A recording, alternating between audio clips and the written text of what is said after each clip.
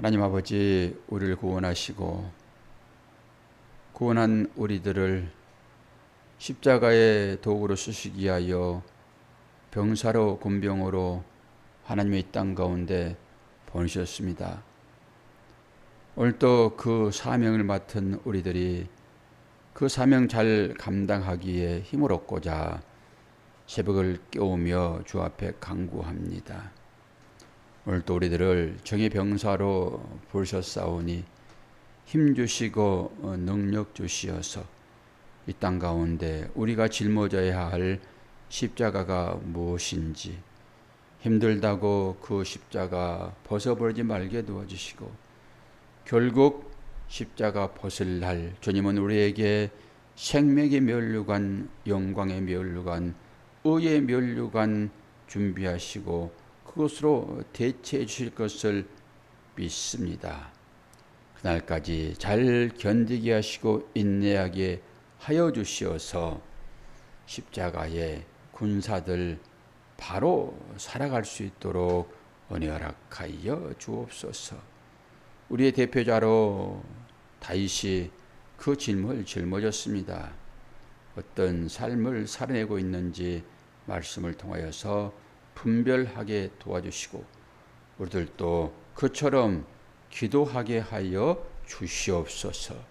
예수 그리스도의 이름으로 기도하옵나이다. 아멘.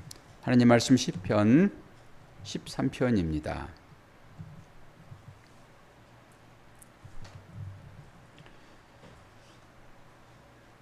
다윗의 시 인도자를 따라 부르는 노래. 여호와여 어느 때까지이니까 나를 영원히 잊으시나이까. 주의 얼굴을 내게서 어느 때까지 숨기시겠나이까. 나의 영혼이 번민하고 종일토록 마음에 근심하기를 어느 때까지 하오며 내 원수가 나를 치며 자랑하기를 어느 때까지 하리이까. 여호와 내 하나님이여 나를 생각하사 응답하시고 나의 눈을 밝히소서. 두렵건대 내가 사망에 잠을 잘까 하오며 두렵건대 나의 원수가 이르기를 내가 그를 이겼다 할까 하오며 내가 흔들릴 때에 나의 대적들이 기뻐할까 하나이다. 나는 오직 주의 사랑을 의지하였사오니 나의 마음은 주의 구원을 기뻐하리이다. 내가 여호와를 찬송하리니 이는 주께서 내게 은덕을 베푸심이니이다. 아멘. 시련을 겪는 자의 구조 요청입니다. 구조를 요청한다라고 하는 것은 어려움 가운데 처해 있다 이렇게 보시면 되겠지요. 오늘 중복되는 단어가 나오는데요. 1절에서 2절 말씀을 잘 살펴보시면 1절에 2번 나오고 2절에 2번 나옵니다. 어떤 말씀입니까? 중복되는 단어는 여호와여 어느 때까지이니까. 그리고 후반절에도 어느 때까지 숨기시겠나이까. 2절에도 똑같습니다.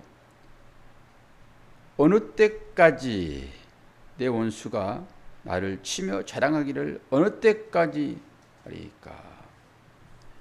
4번씩 중복된다라고 하는 것은 중요하다라고 하는 것입니다. 기다리는 거잖아요. 어느 때까지입니까? 앞에는 간절한 마음으로 하나님을 향하여서 부르짖는 소리잖아요. 여호와여 어느 때까지입니까? 나를 영원히 잊으십니까? 주의 얼굴을 나에게 어느 때까지 숨기시겠나이까? 그리고 2절에는 하나님을 향하여 얘기하는 것이 아니라 자신과 대적, 그러니까 고통 가운데 있는 이 어려운 상황을 하나님 왜 안 보십니까? 지난번에는 시편 기자가 그런 얘기를 했죠. 하나님이여 돌아오소서. 돌아오소서. 욥기서에도 똑같은 얘기들이 많이 등장을 했지요. 하나님은 빽빽한 구름 가운데 계신 것 같습니다. 이렇게 하나님을 간절히 찾으나 하나님의 대답이 없는 환경 가운데 놓여 있는 이 기도자 다윗의 기도이지요.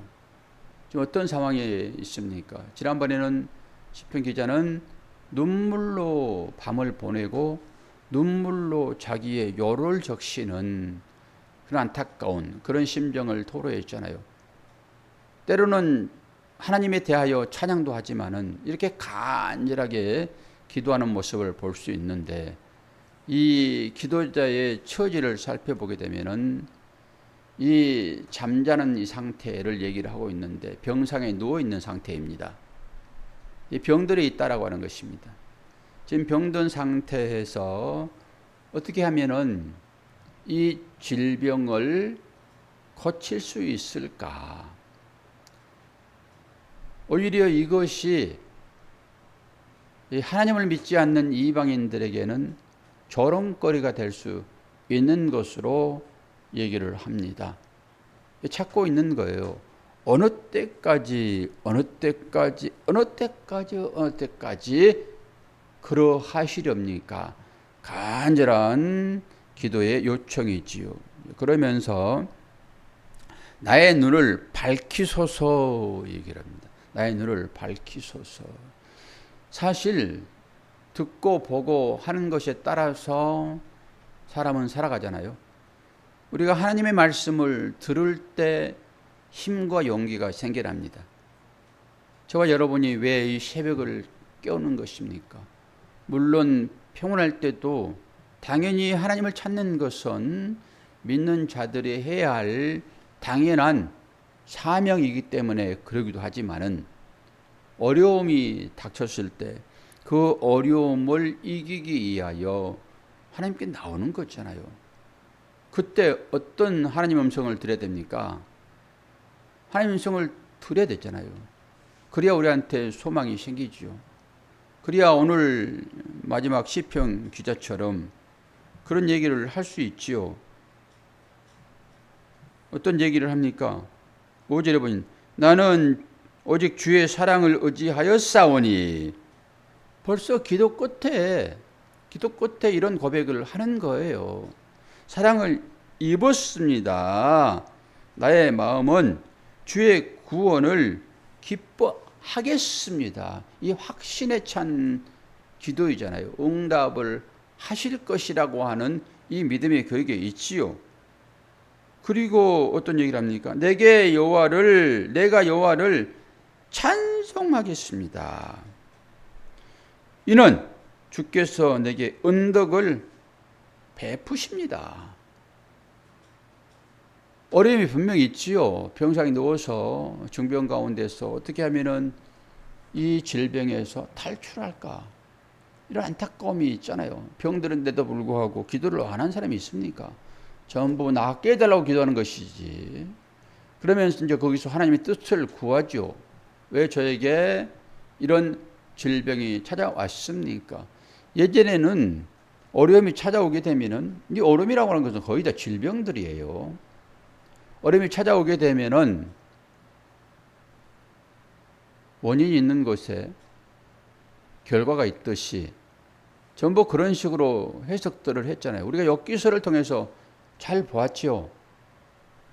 네가 의인이라고 너는 말하지만은 네가 이렇게 질병이 걸리고 여러 환경들이 정말로 어려움에 처해진 것은 네가 뭔가 잘못했기 때문에, 네가 현재적으로는 내 잘못이 나타나지 아니할지라도 네 마음속에 있는 그것이 결국은 밖으로 나타날 거잖아요. 마음속에 있는 것이 밖으로 안 나타납니까? 나타나지. 그러면 그것이 제 원인이 되겠는데, 벌써 네가 이렇게 어려움을 당하는 것은 바로 네 잘못이다라고 하는 이런 것들이 있잖아요. 지금 이 기도자도 마찬가지예요. 내가 이렇게 병들어서 이 어려움에 처해 있는데 나의 주위의 사람들은 나를 원수처럼 생각한다. 이런 거 아닙니까? 주위 사람들은 나를 원수처럼 생각합니다. 이 원수가 누구일까요? 원수는 기본적으로 하나님의 백성 반대편에 있는 사람들을 원수라고 얘기하잖아요. 이방 사람들입니다.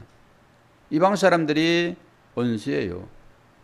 그들에게 하는 것은, 그들이 하는 일들은 전부 다 대적이 어렵게 하는 것처럼 그렇게 하는 거지요. 근데 우리가 꼭 대적이 바깥에만 있습니까? 대적은 이스라엘 백성 안에 있다니까요. 그것이 욥의 친구들이었어요.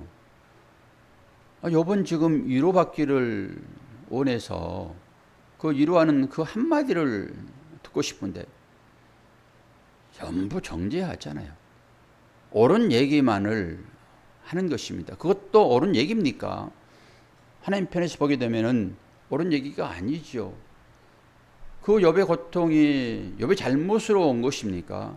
우리는 잘 알잖아요. 천상회의를 통해 가지고 사단이 시험하는 거잖아요. 허락하셨고요. 그러면 욥의 잘못은 아니죠, 분명하게. 근데 친구들은 그 배우의 그 일을 알 수 없으므로, 알지 못함으로 그 모든 사람들이 생각하는 것처럼 너의 잘못과 네가 당하고 있는 이 현실은 당연히 어려움이죠. 오늘 시편 기자는 정병이 들어서 이런 얘기를 하고 있지만 어려움이죠. 네 어려움이 무엇 때문에 찾아왔는가? 전부 다 자기 잘못 아니면은 조상들의 잘못으로 치부했잖아요. 그럼 뭐죠? 배후에서 이 모든 것을 주관하시는 하나님을 못 보는 것입니다. 욥기를 안 배운 거예요. 결론은 욥기를 배웠으면은 욥이 왜 그런 이 인류가 겪지 못한 일을 겪어버리잖아요. 욥은 계속 중복되는 가중되는 그런 어려움에 처해지는 것이 욥 아닙니까? 눈에 가려진 자들은 못 보는 거예요. 사도 바울의 눈이 그 비늘로 가려져 가지고 그 비늘이 떨어졌을 때 사도 바울 눈이 밝아지는 것입니다. 그 전까지는 아무리 하나님 앞에 충성 봉사 한다 할지라도 그 눈이 띄어지지 않으면 안 되는 거예요. 우리 권사님을 제가 늘 예를 들어서 설명할 때 되게 짜증나고 기분 나쁠 수도 있어요. 그러나 그렇게만은 여기지 않아야 될 것이 임으로니까.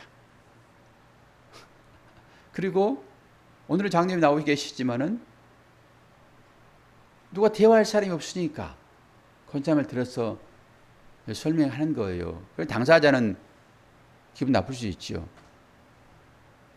그러니까 사도 바울이 했던 그 행위가 전부 율법의 행위였잖아요. 예수를 믿는 사람들을 감옥에 집어넣어서 고통 주겠다라고 하는 것이 그게 우리가 보기에는 지금 보기에는 잘못된 일이지만 그 당시에는 예수는 이단이었다니까요.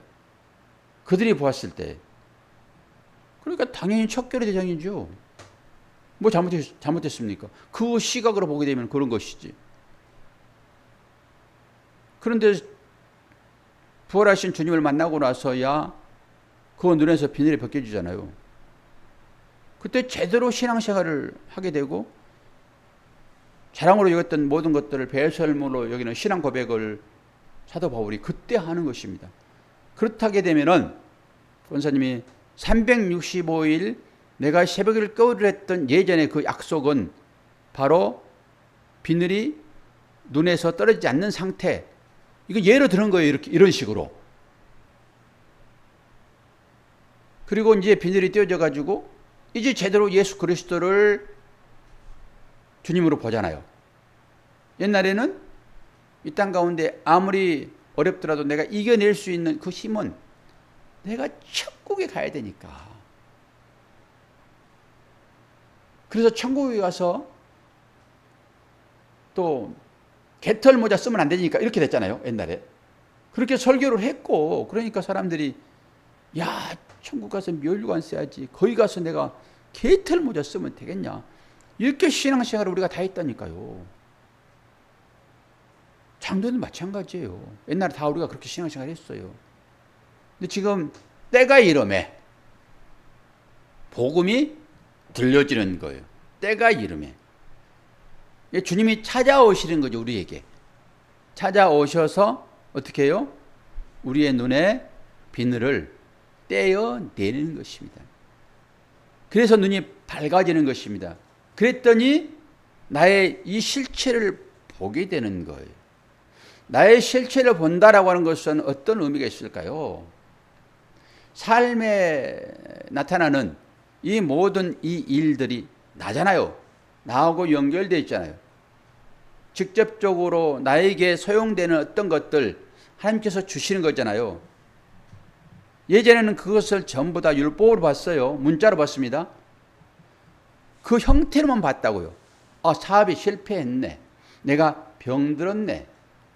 이렇게 환경적인 것만을 보고 판단하여 하나님 앞에 나가서 이걸 해결해 주세요라고 기도하는 것이 우리였잖아요.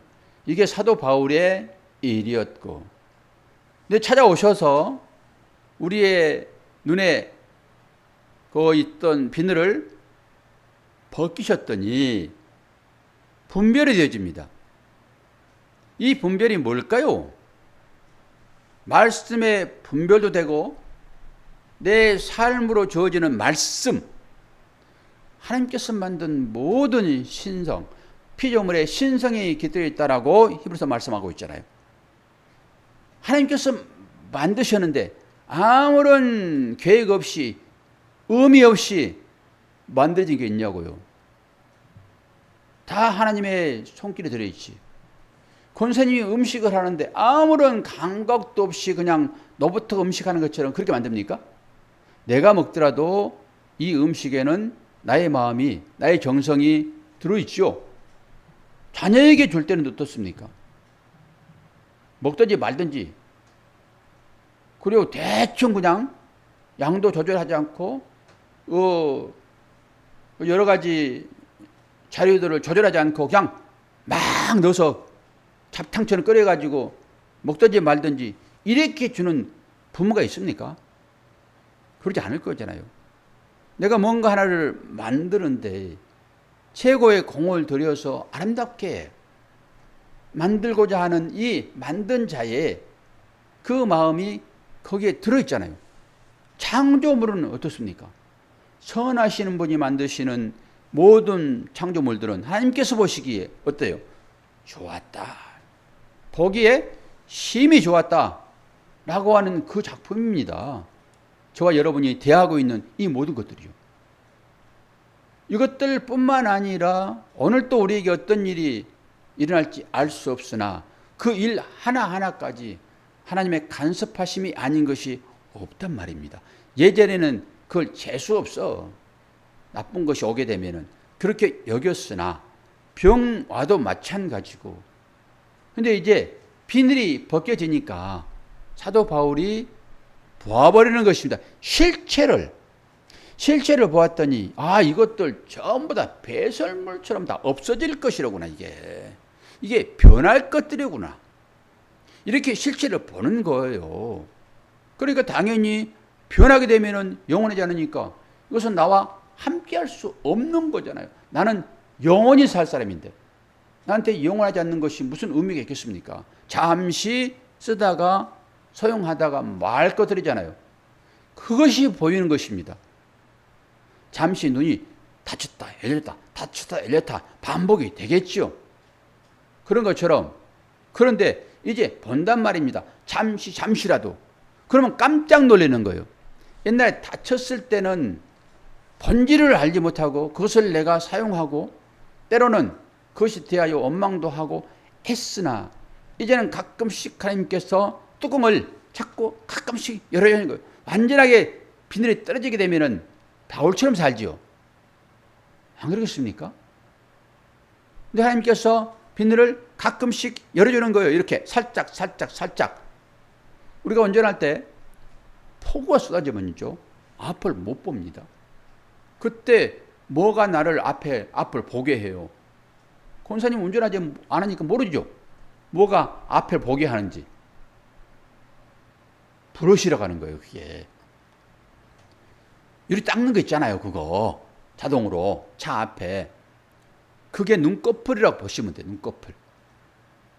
하나님께서 희미하고 뿌옇고 사물을 분별하지 못했는데 폭우처럼 우리 인생에 여러 어려움들이 있을 수 있잖아요.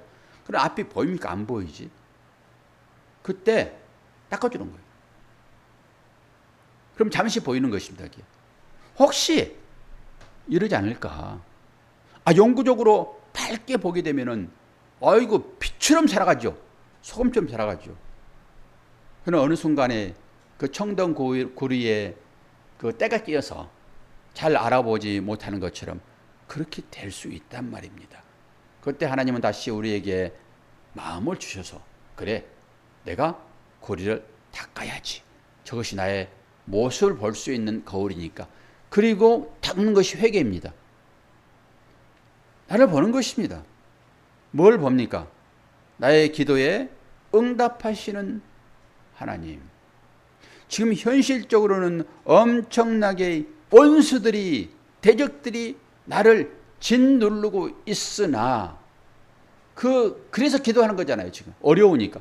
어렵지 않는데 간절한 기도는 잘 안 나오죠. 하나님과 깊은 마음으로 교제하려고 그러면은 어떤 접촉점이 필요하죠. 접촉점. 그 접촉점이 뭘까요? 여러분에게 현실적으로 지금 접촉점이 일어나고 있는 접촉점은 스파크 일어납니다. 접촉점은. 그리고 저는 그것을 뭉쳐진 실타래를 푸는 끈으로 본다. 끈. 처음 딱 발견하는 그 끈. 이 접촉점이 우리에게 주어질 때 거기에 스파크가 일어나는 것이고 문제를 해결할 수 있는 힘이 생깁니다. 그럼 뭐 접촉점이 언제 생길까요? 기도할 때요. 기도할 때. 괜히 기도합니까? 우리가? 내 문제 아니더라도 다른 사람의 문제를 위해서도 기도하는 거죠. 여러분들에게 어떤 소식이 들려집니까? 저는 두 소식을 이제 듣습니다. 어떤 목사님 찾아오셔가지고 자기 집안의 형편을 얘기를 하시더라고요. 이 목사님 아니면 누구하고 이런 얘기 하겠습니까? 라고 얘기를 해요. 그건 뭐죠? 기도하라는 것입니다. 제가 해드릴 수 있는 것은 목사님 없습니다.